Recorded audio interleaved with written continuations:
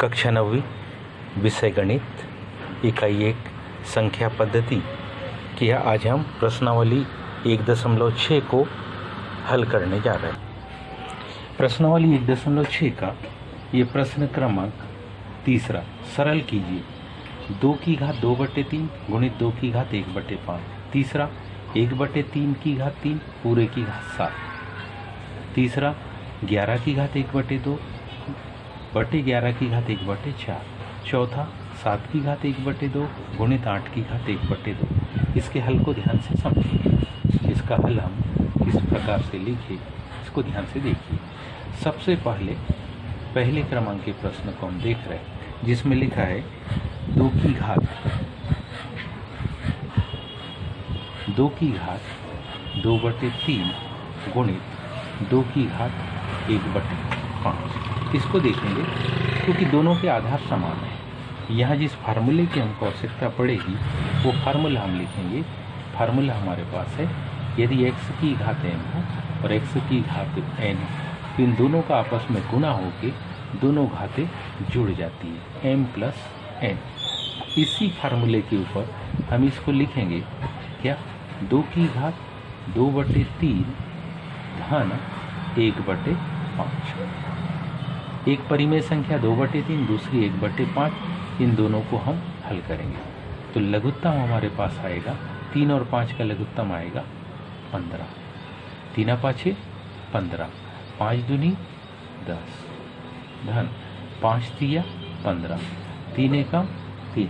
तो इसका जब हल देखेंगे तो हमको इसका हल मिलेगा 2 की घात 13/15। ये हमको प्रश्न क्रमांक पहले का हल मिला। अब अपन इसी में जो दूसरा क्रमांक है उसका हल देखें तो दूसरा क्रमांक हमारे पास है दूसरे क्रमांक का प्रश्न हमको दिया है 1/3 पूरे की घात 1/3 की घात 3 पूरे की घात 7। यहाँ जिस फार्मूले की हमको आवश्यकता पड़ेगी उस फार्मूले को हम लिख रहे हैं। फार्मूला कुछ इस प्रकार से है क्या, यदि x की घात m हो और इस पूरे की घात n हो तो इन दोनों घातों का आपस में गुणा हो जाता है। हम इसको लिखते हैं m × n। यहाँ ध्यान से देखेंगे तो हमारे पास है इस 1 की घात 7 को लिखने से उत्तर में कोई अंतर नहीं आएगा। ये जो 3 की घात 3 है इस घात 3 में 7 का गुणा हो जाएगा तो माना जाएगा 7 3 21। उत्तर हमारे पास होगा 1/3 की घात 21। इसी में हम चौथे क्रमांक का प्रश्न देखें तो चौथे क्रमांक का प्रश्न हम देखें तो चौथे क्रमांक का प्रश्न में हमारे पास है 11 की घात 1/2 बटे 11 की घात 1/4। एक संख्या अंश में और दूसरी संख्या हर में है तो ऐसी कंडीशन में हमारे पास जिस फार्मूले की हमको आवश्यकता पड़ेगी उस फार्मूले को हम लिख रहे हैं।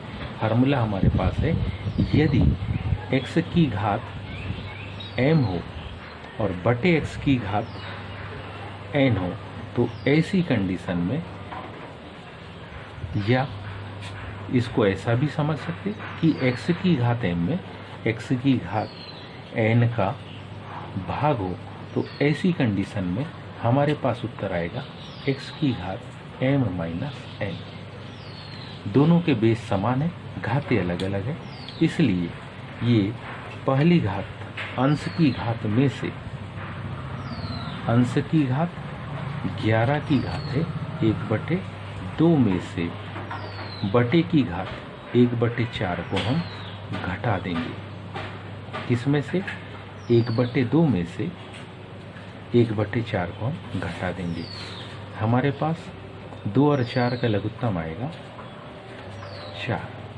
2 दूनी 4, 2 एकम 2 ऋण 4 एकम 4, 1 एकम 1। 2 में से 1 को घटाएंगे तो हमारे पास माना जाएगा क्या, 11 की घात 1/4। ये प्रश्न क्रमांक चौथे का हल है, तीसरे का हल है। ये तीसरे का हल था हमारे पास, सॉरी अपन ने उसको चौथा दे दिया। ये प्रश्न क्रमांक तीसरे का हल था। चौथा हमारे पास है क्या, 7 की घात 1/2। चौथा हमारे पास है 7 की घात 1/2।